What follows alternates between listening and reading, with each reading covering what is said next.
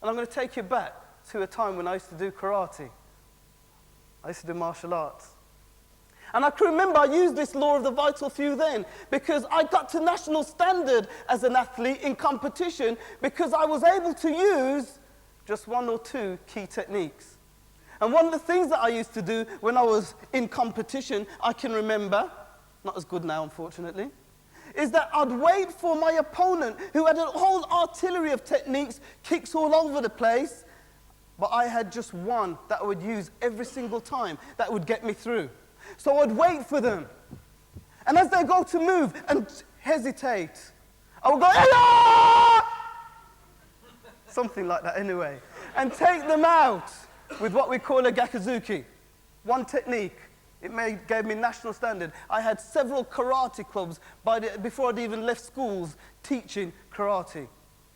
I used the same principles later on when I'd qualified to sit my final exams of ACCA, the Chartered Association of Certified Accountants. You see, when you get past level 2, you normally need to take 9 months full-time study to take your final exams. I decided I wanted to do it in 12 weeks. And what the lecturers didn't know, and the colleges that I was putting myself forward to take the exams in, was that I understood the law of the vital few. It wasn't called that then, but I understood that if I could focus on the 20% that was critical, which I knew at the time was doing past papers, then I wouldn't have to waste the time that a lot of other students were doing. I also knew that I could read more efficiently than most of the population if I did a speed reading course and get rid of the 80% that wasn't worth it in a book and just take the 20%. I also knew about note-taking techniques. And to cut a long story short, because we haven't got the time today, I got through those exams in 12 weeks, where the standard is for first-time passes something like 7%. I'd used the law of the vital few. And more importantly for you in business, when I started my accountancy practice at the tender age of 23, I had a benchmark. I wanted to get in the top 20% of size of accountancy practices.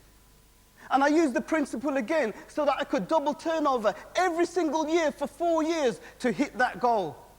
I'd use the law of the vital few. You see, Richard Koch in his book, The 80-20 Revolution, asserts exactly what I'm telling you. It says as business owners, we're not using this law efficiently. Did you know, for example, that 80% of motor accidents, as we're talking about the traffic today, is made up by 20% of the motorists, research tells us? And this rule is just a rule of thumb. It's not exactly 80-20 most of the time. Did you know, for example, that 80% of crime committed by 20% of criminals? But more importantly for you, 80% of the work that you do, or the value we get from your work, is done in 20% of the time. And I ponder on this sometimes and think to myself, does that mean that I can just do a one-day week? Think about it. Importantly, think about it. And think about the work that your team are doing.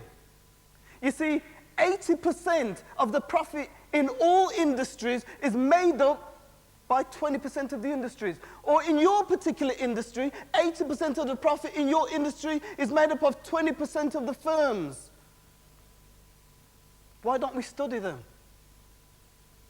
Or what about the fact that 80% of the value that your customers perceive that you give them comes from 20% of the things you do? Why don't we focus on what that 20% actually is?